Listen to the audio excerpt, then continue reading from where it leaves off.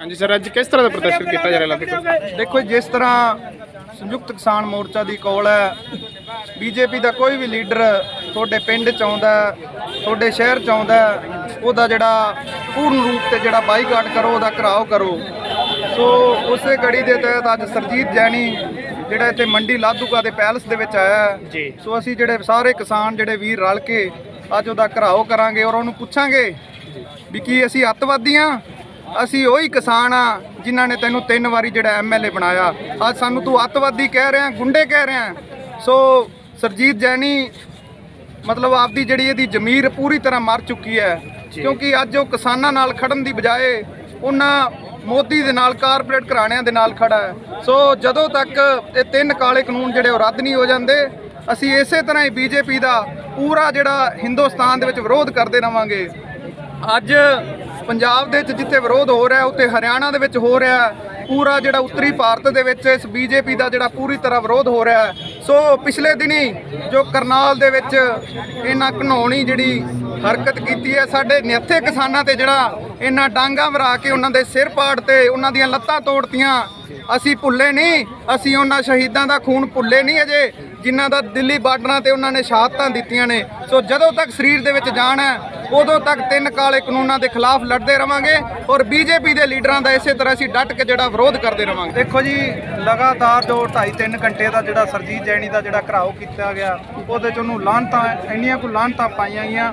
ਮੈਂ ਸਮਝਾਂਗਾ ਜੋ ਇਨਸਾਨ ਹੈਗਾ ਤਾਂ ਉਹਨੂੰ ਜਿਹੜਾ ਦੁਬਾਰਾ ਇਹਨਾਂ ਪਿੰਡਾਂ ਦੇ ਵੱਲ ਜਿਹੜਾ ਮੂੰਹ ਨਹੀਂ ਕਰਨਾ ਚਾਹੀਦਾ। ਜਿੱਦਾਂ ਸੰਯੁਕਤ ਕਿਸਾਨ ਮੋਰਚਾ ਨੇ ਜਿਹੜੀ ਕਾਲ ਦਿੱਤੀ ਹੈ, ਬੀਜੇਪੀ ਦਾ ਪੂਰਨ ਜਿਹੜਾ ਬਾਈਕਾਟ ਕੀਤਾ, ਇਹਨਾਂ ਦਾ ਸਮਾਜਿਕ ਬਾਈਕਾਟ ਕੀਤਾ। ਜਿੱਥੇ ਬੀਜੇਪੀ ਦਾ ਕੋਈ ਲੀਡਰ ਆਉਂਦਾ, ਇਹਨਾਂ ਦਾ ਘਿਰਾਓ ਕਰੋ। ਉਸ ਤੋਂ ਬਾਅਦ ਵੀ ਜਿਹੜੇ ਸਾਡੇ ਜ਼ਖਮਾਂ ਤੇ ਜਿਹੜਾ ਨੂਨ ਛਿੜਕਣ ਆਉਂਦੇ ਹੋ, ਕਰਨਾਲ ਦੇ ਵਿੱਚ ਘਟਨਾ ਹੋਈ, ਸਾਡੇ ਨਿਹੱਥੇ ਕਿਸਾਨਾਂ ਤੇ ਬੀਜੇਪੀ ਸਰਕਾਰ ਦੁਆਰਾ ਅੰਨ੍ਹੇਵਾਹ ਜਿਹੜੀਆਂ ਡਾਂਗਾਂ ਵਰਾਈਆਂ ਗਈਆਂ, ਉਹਨਾਂ ਦੇ ਸਿਰ ਫੋੜੇ ਗਏ, ਲੱਤਾਂ ਤੋੜੀਆਂ ਗਈਆਂ। ਅੱਜ ਜਿਹੜੇ ਕਿਸਾਨ ਨੇ ਰੋਹ ਦੇ ਵਿੱਚ ਨੇ, 9 ਮਹੀਨੇ ਹੋ ਗਏ ਸਾਨੂੰ ਉਸ ਤਪਦੀਆਂ ਸੜਕਾਂ ਤੇ ਬੈਠਿਆਂ ਨੂੰ। ਔਰ ਇਹਨਾਂ ਦੇ ਬਿਆਨ ਕੀ ਆ ਰਹੇ ਨੇ? ਕਦੇ ਸਾਨੂੰ ਗੁੰਡੇ ਕਹਿ ਰਹੇ ਨੇ, ਕਦੇ ਨਕਸਲੀ ਕਹਿ ਰਹੇ ਨੇ, ਕਦੇ ਕਹਿੰਦੇ ਅੱਤਵਾਦੀ ਤੁਰੇ ਫਿਰਦੇ ਆ। ਸੋ ਅਸੀਂ ਦੱਸਾਂਗੇ, ਸਾਡੀਆਂ ਵੋਟਾਂ ਦੇ ਨਾਲ ਅੱਜ ਤੱਕ ਵਿਧਾਨ ਸਭਾ ਦੇ ਵਿੱਚ ਪਹੁੰਚਿਆ ਸਰਜੀਤ ਜੈਣੀ। ਹੁਣ ਇਹ ਪਿੰਡ ਦਾ ਜਿਹੜਾ ਸਰਪੰਚ ਬਣਨ ਦੇ ਲਾਇਕ ਦਾ ਵੀ ਨਹੀਂ ਅਸੀਂ ਇਹਨੂੰ ਛੱਡਣਾ। ਇਹ ਉੱਚ ਅਧਿਕਾਰੀਆਂ ਨਾਲ ਕੀ ਗੱਲਬਾਤ ਫਿਰ ਕੀਤੀ, ਕੀ ਫੈਸਲਾ ਲਿਆ ਗਿਆ? ਪੁਲਿਸ ਪ੍ਰਸ਼ਾਸਨ ਨੇ ਆਹੀ ਗੱਲ ਕਹੀ ਹੈ, ਕਿਉਂਕਿ ਮੋਰਚੇ ਦਾ ਵੀ ਆਹੀ ਹੁਕਮ ਹੈ ਵੀ ਤੁਸੀਂ ਪੀਸਫੁਲੀ ਜਿਹੜਾ ਪ੍ਰੋਟੈਸਟ ਕਰਨਾ ਹੈ। ਸੋ ਉੱਚ ਅਧਿਕਾਰੀਆਂ ਨੇ ਵੀ ਆਹੀ ਗੱਲ ਕਹੀ ਹੈ ਵੀ ਤੁਸੀਂ ਕਿਸੇ ਵਿਰੋਧ, ਤੁਹਾਡਾ ਰਾਈਟ ਹੈ, ਸੰਵਿਧਾਨ ਨੇ ਜਿਹੜਾ ਤੁਹਾਨੂੰ ਰਾਈਟ ਦਿੱਤਾ, ਪਰ ਕੋਈ ਕਿਸੇ ਤਰ੍ਹਾਂ ਦਾ ਕੋਈ ਵਾਇਲੈਂਸ ਨਹੀਂ ਹੋਣਾ ਚਾਹੀਦਾ, ਤੋੜ-ਫੋੜ ਨਹੀਂ ਹੋਣੀ ਚਾਹੀਦੀ।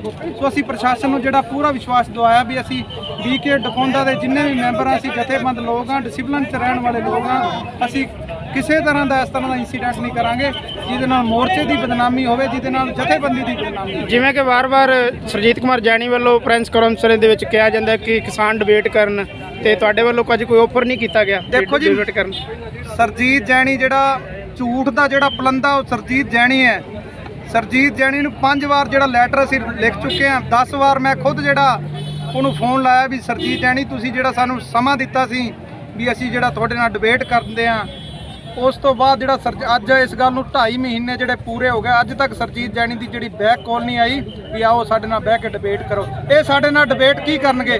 8 ਫੇਲ ਬੰਦਾ ਹੈ ਇਹ। ਸਾਡੇ ਜਿਹੜੇ ਕਿਸਾਨ ਆਗੂ BEd MA MEd ਜਿਹੜੇ ਨੇ, PhD ਤੱਕ ਦੇ ਸਾਡੇ ਕਿਸਾਨ ਆਗੂ ਨੇ, ਇਹ ਹਿੰਮਤ ਰੱਖਦੇ ਆ ਉੱਥੇ ਡਿਬੇਟ ਕਰਨ ਦੀ? ਸੋ ਬਿਲਕੁਲ ਜਿਵੇਂ ਕਹਿੰਦੇ ਆ, ਇਹ ਬੀਜੇਪੀ ਦੇ ਚਮਚੇ ਹੈ, ਮੋਦੀ ਦੇ ਚਮਚੇ ਹੈ। ਇਹਨਾਂ ਨੂੰ ਝੂਠ ਖਾਣ ਦੀ ਜਿਹੜੀ ਆਦਤ ਹੈ। ਕੋਈ ਉਹਨਾਂ ਨੇ ਚੇਅਰਮੈਨੀ ਜਾਂ ਰਾਜ ਸਭਾ ਮੈਂਬਰ ਦੀ ਕੋਈ ਇਹਨਾਂ ਨੂੰ ਇੱਕ ਵੋਟੀ ਦੇ ਦਿੱਤੀ ਹੋਣੀ। ਸੋ ਜਿਹੜੇ ਉਹਦੇ ਤੇ ਥੋੜਾ ਹੰਕਾਰ ਚ ਆ ਕੇ ਸਾਡੇ ਖਿਲਾਫ ਜਿਹੜੀਆਂ ਇਦਾਂ ਦੀਆਂ ਪੱਦੀਆਂ ਸ਼ਬਦਾਵਲੀਆਂ ਵਰਤ ਰਹੇ। ਦੇਖੋ, ਕੱਲ ਮੇਰਾ ਗਨਮੈਨ ਰਿਹਾ ਸੀ 15 ਸਾਲ 16 ਸਾਲ, ਔਰ ਜਿਹੜਾ ਗਨਮੈਨ ਹੁੰਦਾ ਹੈ ਉਹ ਪਰਿਵਾਰਿਕ ਉਹਨਾਂ ਨਾਲ ਸੰਬੰਧ ਹੁੰਦੇ ਹੈ ਔਰ ਪਰਿਵਾਰਿਕ ਰਿਸ਼ਤੇ ਹੁੰਦੇ ਆ। ਉਹਦੇ ਬੇਟੇ ਸ਼ਾਦੀ ਸੀ ਤੇ ਉਹਨੇ ਘਰੇ ਆ ਕੇ ਤੇ ਕਹਿ ਕੇ ਗਿਆ ਸੀ ਤੁਸੀਂ ਜ਼ਰੂਰ ਆਣਾ। ਤਾਂ ਮੈਂ ਉੱਥੇ ਫਿਰ ਸ਼ਾਦੀ 'ਤੇ ਜਾਣਾ ਸੀਗਾ। ਸ਼ਾਦੀ ਜਦੋਂ ਗਏ, ਉੱਥੇ ਕੁਝ ਬੰਦੇ ਸੀ, ਉਹਨਾਂ ਨੇ ਗੱਲ ਕੀਤੀ, ਇਹ ਜਿਹੜੇ ਜਥੇਬੰਦੀਆਂ ਜਿਹੜੀ ਕਹਿ ਦਈਏ ਕਿਸਾਨ ਦੀ ਆੜ ਦੇ ਵਿੱਚ, ਕਿਸਾਨਾਂ ਦੀ ਆੜ ਦੇ ਵਿੱਚ ਜਿਹੜੇ ਸ਼ਰਾਰਤੀ ਅਨਸਰ, ਕਦੇ ਕਿਸਾਨ ਇਹ ਜਿਹੀ ਗੱਲ ਨਹੀਂ ਕਰਦਾ। ਕਿਸਾਨ ਨੂੰ ਇੰਨੀ ਸ਼ਰਮ ਹੁੰਦੀ ਹੈ ਵੀ ਕਿਸੇ ਦਾ ਫੰਕਸ਼ਨ ਹੋਵੇ, ਕਿਸੇ ਦਾ ਵਿਆਹ ਹੋਵੇ, ਕਿਸੇ ਦੀ ਮਰਗ ਹੋਵੇ, ਇਹ ਜਿਹੀ ਗੱਲ ਤੇ ਨਹੀਂ ਹੁੰਦੀ। ਇਹ ਜਿਹੀ ਗੱਲ ਤੇ ਅਗਰ ਕਿਸੇ ਨਾਲ ਕਿੰਨੀ ਵੀ ਦੁਸ਼ਮਣੀ ਹੋਵੇ ਨਾ ਜੀ, ਉਹ ਵੀ ਉੱਥੇ ਉਹ ਜਿਹੀ ਗੱਲ ਨਹੀਂ ਕਰਦਾ। ਜਿਹੜੀ ਇਹਨਾਂ ਨੇ ਘਟੀਆ ਜਿਹੜੀ ਹੈ ਔਰ ਇਹਦੀ ਥੂ ਜਿਹੜੀ ਹੈ ਪੂਰੇ ਇਲਾਕੇ 'ਚ ਉਹੀ ਹੈ, ਇਹਦੇ ਵਿੱਚ ਕੋਈ ਦੋ ਰਾਏ ਨਹੀਂ ਹੈ। ਤਾਂ ਉੱਥੇ ਗਿਆ ਮੈਂ ਤੇ ਉੱਥੇ ਬਾਹਰ ਇਕੱਠੇ ਹੋ ਕੇ ਤੇ ਮੁਰਦਾਬਾਦ, ਚਲੋ ਸਾਡੀ ਮੁਰਦਾਬਾਦ ਕਰੋ ਕੋਈ ਗੱਲ ਨਹੀਂ, ਪਰ ਉਹ ਮੌਕਾ ਨਹੀਂ ਸੀ, ਉੱਥੇ ਨਹੀਂ ਕਰਨੀ ਚਾਹੀਦੀ ਹੈ ਜਿੱਥੇ ਹੋਰ ਬੜੇ ਸਾਡੇ ਫੰਕਸ਼ਨ ਕੋਈ ਪਾਰਟੀ ਦਾ ਹੋ। ਚਲੋ ਤੁਹਾਨੂੰ ਵਿਰੋਧ ਕਰਨਾ ਹੀ ਹੈ ਬੀਜੇਪੀ ਦਾ, ਤੁਹਾਨੂੰ ਤੁਹਾਡੇ ਜਿਹੜੇ ਉੱਤੇ ਆਕਾ ਬੈਠੇ ਨੇ ਜਿਹੜੇ ਤਾਲੀਬਾਨੀ ਫਰਮਾਨ ਜਿਹੜੇ ਸਟੇਜਾਂ ਤੋਂ ਦੇ ਰਹੇ ਨੇ, ਤਾਂ ਠੀਕ ਹੈ ਤੁਸੀਂ ਉਹਨਾਂ ਦੇ ਮਤਲਬ ਚਮਚੇ ਹੀ ਹੋ। ਉਹ ਜੋ ਕਹਿੰਦੇ ਨੇ ਤੁਸੀਂ ਆਪ ਦੀ ਕੋਈ ਜ਼ਮੀਰ ਦੇਖਦੇ ਨਹੀਂ, ਆਪ ਦੀ ਕੋਈ ਇੱਜ਼ਤ ਨਹੀਂ ਦੇਖਦੇ ਨਹੀਂ। ਤੁਹਾਡਾ ਇਲਾਕਾ ਹੈ, ਆਪਣਾ ਇਲਾਕਾ, ਇੱਥੇ ਅਸੀਂ ਇੱਕ ਦੂਸਰੇ ਨਾਲ ਫਿਰ ਮੱਥੇ ਲੱਗਣਾ ਹੈ। ਠੀਕ ਹੈ, ਕਿਸਾਨ ਸੰਘਰਸ਼ ਹੈ, ਮੁੱਟ ਜਾਣਾ ਹੈ, ਮਿਕ ਜਾਣਾ ਹੈ। ਇਹ ਇਲਾਕਾ ਆਪਣਾ ਹਰ ਇੱਕ ਬੰਦੇ ਨੂੰ ਬੰਦਾ ਹਰ ਕਿੱਥੇ ਟੱਕਰ ਸਕਦਾ ਹੈ। ਇਹ ਚੀਜ਼ ਨਾ ਸੋਚਦੇ ਹੋਏ ਉਹਨਾਂ ਦੇ ਫਰਮਾਨ ਨੂੰ ਇਹ ਲਾਗੂ ਕਰਦੇ ਹੋਏ ਉੱਥੇ ਜਿਹੜਾ ਠੀਕ ਹੈ ਜਾਨੀ ਮੁਰਦਾਬਾਦ ਝੰਡੇ ਦਿਖਾਓ, ਨਾਲ ਜਿਹਦੀ ਸ਼ਾਦੀ ਸੀ ਉਹਨੂੰ ਗਾਲਾਂ, ਉਹਨੂੰ ਕੁੱਤਾ ਬਿੱਲਾ ਜਿਹੜਾ ਕਿਹਾ, ਉਹਦੇ 100 ਰਿਸ਼ਤੇਦਾਰ ਆਏ ਹੋਏ ਸੀਗੇ। ਦੇਖੋ ਇਸ ਤਰ੍ਹਾਂ ਦੀ ਮਤਲਬ ਘਟਨਾ ਜਿਹੜੀ ਹੈ ਜਾਂ ਇਸ ਤਰ੍ਹਾਂ ਦੀ ਗੱਲ ਕਰਨੀ ਉਚਿਤ ਨਹੀਂ ਹੈ। ਜਿਸ ਤਰ੍ਹਾਂ ਉਹ ਬਾਹਰ ਬੋਲ ਰਹੇ ਸੀ, ਕਹਿੰਦੇ ਮਤ ਕੀ ਉਹ ਮੈਂਬਰ ਬਣ ਕੇ ਦਿਖਾ ਦੇ, ਉਹ ਦਿਖਾ ਦੇ, ਉਹਦੀ ਔਕਾਤ ਕੀ ਹੈ। ਉਹ ਮੇਰੀ ਔਕਾਤ ਤੋਂ ਪਹਿਲਾਂ ਆਪਣੀ ਔਕਾਤ ਦੇਖ ਲਓ ਕੀ ਹੈ। ਮੇਰੀ ਔਕਾਤ ਹੈ 3 ਵਾਰੀ ਮਿਨਿਸਟਰ ਰਿਹਾ ਔਰ ਪੂਰੇ ਪੰਜਾਬ ਦੇ ਵਿੱਚ ਇੱਜ਼ਤ ਹੈ, ਹਰੇਕ ਇਨਸਾਨ ਇੱਜ਼ਤ ਕਰਦਾ ਹੈ। ਔਰ ਜਿਹੜਾ ਮੇਰੇ ਕੋਲ ਗਿਆ ਮੈਂ ਉਹਦਾ ਇੱਜ਼ਤ ਕੀਤੀ ਹੈ, ਚਾਹ ਪਾਣੀ ਦੀ ਗੱਲ ਕੀਤੀ ਹੈ। ਔਰ ਔਕਾਤ ਇਹ ਆਪ ਦੀ ਦੇਖਣ।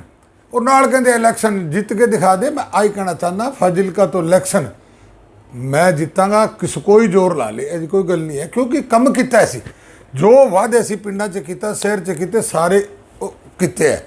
ਪਾਰਟੀ ਦਾ ਆਸ਼ੀਰਵਾਦ, ਮੇਰੀ ਪਾਰਟੀ ਦਾ ਆਸ਼ੀਰਵਾਦ ਹੋਣਾ ਚਾਹੀਏ, ਨਾ ਕਿ ਮਤਲਬ ਉਹਨਾਂ ਦੇ ਕਿਸੇ ਕਹਿਣ 'ਤੇ। ਤਾਂ ਨਾਲ ਕਹਿੰਦੇ ਵੀ ਸਰਕਾਰ, ਮੈਂ ਕਿਹਾ ਸਰਕਾਰ ਵੀ ਪੰਜਾਬ 'ਚ ਭਾਰਤੀ ਜਨਤਾ ਪਾਰਟੀ ਦੀ ਬਣੇਗੀ, ਕੋਈ ਰੋਕ ਨਹੀਂ ਸਕਦਾ। ਉਹ ਕਹਿੰਦੇ ਕਿਵੇਂ ਬਣੇਗੀ, ਮਜ਼ਾਕ ਕਰਦੇ ਆ ਮਾਈਕਾਂ ਦੇ ਉੱਤੇ। ਮੈਂ ਕਿਹਾ 117 ਬੰਦੇ ਵੀ ਖੜੇ ਹੋਣਗੇ। ਔਰ ਅੱਜ ਪੰਜਾਬ ਦੇ ਵਿੱਚ ਲਾਅ ਐਂਡ ਆਰਡਰ ਨਹੀਂ ਹੈ, ਗੁੰਡਾਗਰਦੀ ਹੈ ਔਰ ਇੰਨੀ ਚੋਰੀਆਂ, ਡਾਕੇ, ਕਰਪਸ਼ਨ ਅੱਜ ਤਰਾਈਮਾਮ ਹੋ ਰਹੀ ਹੈ। ਅਸੀਂ ਉਹਨਾਂ ਨੂੰ ਇੱਕ ਸੰਦੇਸ਼ ਦਿੰਦੇ ਹਾਂ ਪੰਜਾਬ ਦੇ ਲੋਕਾਂ ਨੂੰ, ਪੰਜਾਬ ਵਾਸੀਆਂ ਨੂੰ, ਫਾਜ਼ਿਲਕਾ ਵਾਸੀਆਂ ਨੂੰ, ਕਿ ਅਗਰ ਆਪਾਂ ਅਮਨ ਸ਼ਾਂਤੀ ਚਾਹੁੰਦੇ ਹਾਂ, ਸੂਬੇ ਦੀ ਖੁਸ਼ਹਾਲੀ ਚਾਹੁੰਦੇ ਹਾਂ, ਸੁੱਖ ਸ਼ਾਂਤੀ ਚਾਹੁੰਦੇ ਹਾਂ, ਤਰੱਕੀ ਚਾਹੁੰਦੇ ਹਾਂ, ਤਾਂ ਇੱਕੋ ਹੀ ਪਾਰਟੀ ਹੈ ਭਾਰਤੀ ਜਨਤਾ ਪਾਰਟੀ। ਉਦਾਹਰਨ ਤੌਰ ਤੇ ਬਾਕੀ ਜਿਹੜੇ ਸੂਬੇ ਸਟੇਟਾਂ ਸਾਰਿਆਂ 'ਚ ਦੇਖ ਲਓ, ਜਿੱਥੇ ਜਿੱਥੇ ਭਾਰਤੀ ਜਨਤਾ ਪਾਰਟੀ ਸਰਕਾਰ ਆਈ ਹੈ ਉੱਥੇ ਗੁੰਡਾ ਤੱਤਵ ਸਾਰਾ ਜਿਹੜਾ ਹੈ ਔਰ ਅਮਨ ਸ਼ਾਂਤੀ ਹੈ। ਉੱਥੇ ਹਰੇਕ ਬਰਾਦਰੀ, 36 ਬਰਾਦਰੀ ਹੀ ਖੁਸ਼ ਹੁੰਦੀ ਹੈ, ਗੱਲ ਨਹੀਂ ਹੈ।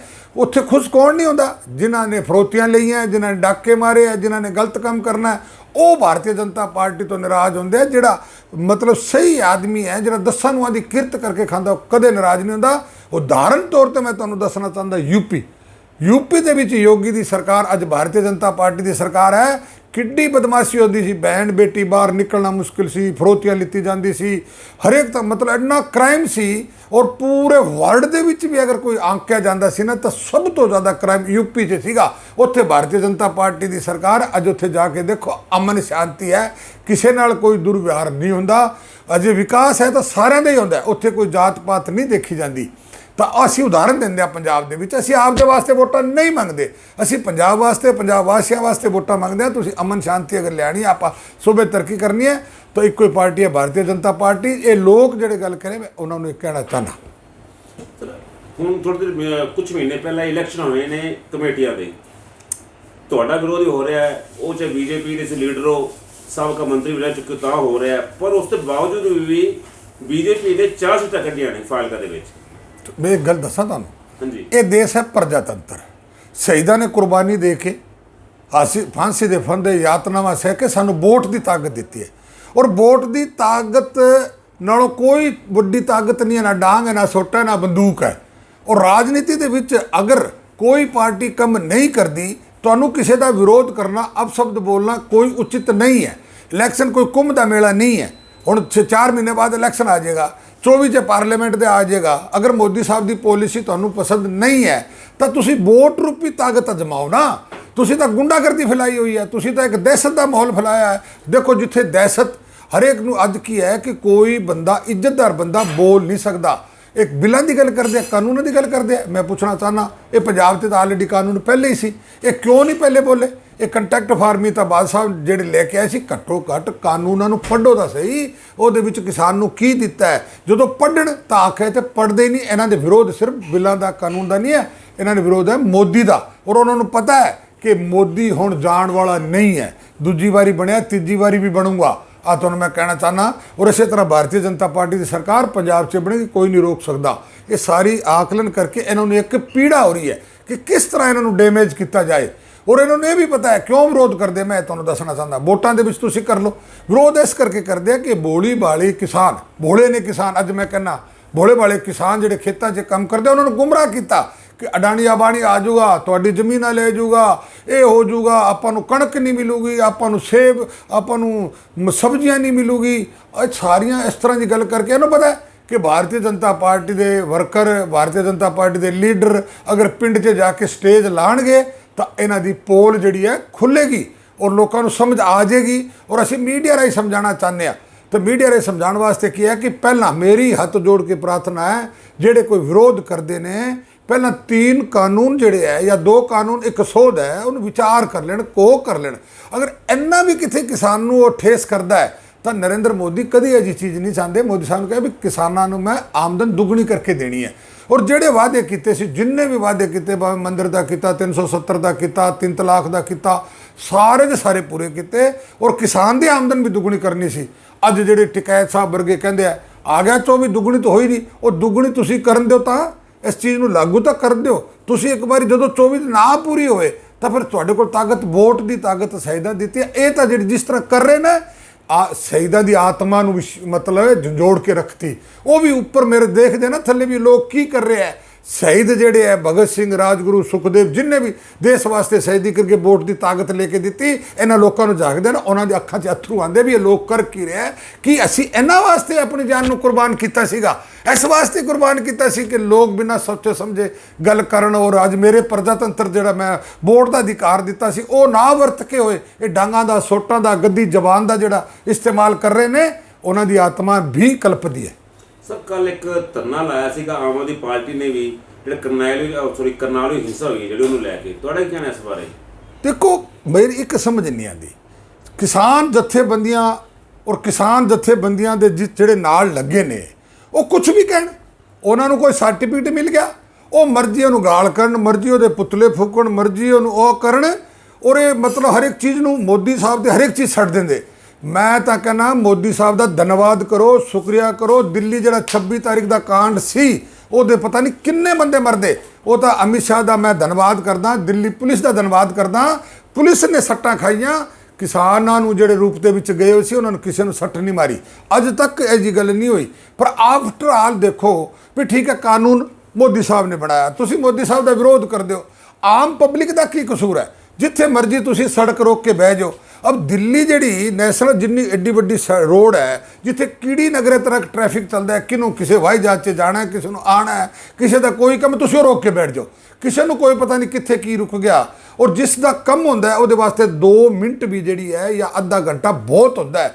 ਇਹਨਾਂ ਨੂੰ ਇਹ ਪੁੱਛਿਆ ਜਾਵੇ ਤੁਸੀਂ ਵਿਰੋਧ ਕਰਨਾ ਇੱਕ ਪਾਸੇ ਕਰੋ, ਉਹ ਨਹੀਂ ਕਰਨਾ। ਅਸੀਂ ਸੜਕ ਰੋਕਣਾ। ਅੱਜ ਤੁਸੀਂ ਹਿੰਦੁਸਤਾਨ ਦੇ ਵਿੱਚ ਪਬਲਿਕ ਨੂੰ ਜਿਹੜਾ ਪਰੇਸ਼ਾਨ ਕਰ ਰਹੇ ਹੋ, ਮੈਂ ਕਹਿੰਦਾ ਇਹ ਪ੍ਰਜਾਤੰਤਰਤਾ ਦੇਸ਼ ਦੇ ਵਿੱਚ ਪ੍ਰਜਾਤੰਤਰਤਾ ਰਹੇ ਨਹੀਂ, ਇਹ ਤਾਂ ਭੀੜ ਤੰਤਰ ਹੋ ਗਿਆ। ਜਿੱਥੇ ਭੀੜ ਹੋ ਗਈ ਉੱਥੇ ਸਾਰਾ ਕੁਝ, ਕਾਨੂੰਨ ਵੀ ਫੇਲ, ਸਭ ਕੁਝ ਫੇਲ ਹੋ ਗਿਆ। ਇਸ ਵਾਸਤੇ ਸਾਨੂੰ ਦੇਖਣਾ ਪੈਣਾ ਹੈ। ਅੱਜ ਅਗਰ ਪੁਲਿਸ ਦੇ ਅੱਜ ਮਨੋਬਲ ਗਿਰਦਾ ਹੈ, ਅੱਜ ਪੁਲਿਸ ਕਿਸੇ ਚੀਜ਼ ਤੋਂ ਖੋਫ ਖਾਂਦੀ ਹੈ, ਅਗਰ ਪੁਲਿਸ ਦਾ ਅੱਜ ਦਬਦਬਾ ਜੇ ਨਹੀਂ ਰਿਹਾ, ਇਸ ਤਰ੍ਹਾਂ ਚੱਲਦਾ ਰਿਹਾ, ਅਗਰ ਪੁਲਿਸ ਦਾ ਦਬਦਬਾ ਨਾ ਰਿਹਾ ਤਾਂ ਕੋਈ ਬੰਦਾ ਸੇਫ ਨਹੀਂ ਰਹੇਗਾ। ਅੱਧੀ ਰਾਤ ਨੂੰ ਕਿਸੇ ਦੀ ਵੀ ਚੋਰੀ ਹੋ ਸਕਦੀ ਹੈ, ਕੋਈ ਲੁੱਟਿਆ ਜਾ ਸਕਦਾ ਹੈ, ਕਿੱਥੇ ਰੇਪ ਹੋ ਸਕਦਾ ਹੈ। ਅੱਜ ਕੀ ਹੈ ਕਿ ਅਗਰ ਪੁਲਿਸ ਦਾ ਦਬਦਬਾ ਹੋਵੇਗਾ, ਪਹਿਲੇ ਕਦੇ ਪੁਲਿਸ ਦਾ ਦਬਦਬਾ ਹੁੰਦਾ ਸੀ, ਅਗਰ ਇੱਕ ਹਵਾਲਦਾਰ ਪਿੰਡ ਦੇ ਵਿੱਚ ਚਲਾ ਜਾਂਦਾ ਸਾਰਾ ਪਿੰਡ ਸਹਿਮ ਜਾਂਦਾ ਸੀ, ਥਾਣੇਦਾਰ ਚਲਾ ਜਾਂਦਾ ਸੀ ਤਾਂ ਸਾਰਾ ਪਿੰਡ ਸਹਿਮ ਜਾਂਦਾ ਸੀ। ਔਰ ਹਰੇਕ ਨੂੰ ਡਰ ਹੁੰਦਾ ਸੀ ਕਾਨੂੰਨ ਦਾ, ਵੀ ਕਾਨੂੰਨ ਜਿਹੜਾ ਹੈ ਇਹਦੇ ਵਿੱਚ ਜਾਂ ਪੁਲਿਸ ਜਿਹੜੀ ਹੈ ਉਹਦਾ ਡਰ ਹੁੰਦਾ ਸੀ। ਅੱਜ ਤਾਂ ਨਾ ਡਰ ਰਿਹਾ ਤੇ ਨਾ ਸ਼ਰਮ ਰਹੀ। ਤਾਂ ਡਰ ਔਰ ਸ਼ਰਮ ਦੋਨੋਂ ਰਹੇਗੀ ਤਾਂ ਸ਼ਰਮ ਤਾਂ ਆਂਦੀ ਜੀ ਆਊਗੀ। ਡਰ ਬਣਾਉਣਾ ਬੜਾ ਜ਼ਰੂਰੀ ਹੈ ਤਾਂ ਕਿ ਅਮਨ ਸ਼ਾਂਤੀ ਆਵੇ। ਸਤਿ ਸ਼੍ਰੀ ਅਕਾਲ। ਪਲੀਜ਼ ਸਾਡੇ ਚੈਨਲ ਸਾਂਝਾ ਪੰਜਾਬ ਨੂੰ ਲਾਈਕ ਤੇ ਸਬਸਕ੍ਰਾਈਬ ਕਰੋ YouTube ਤੇ।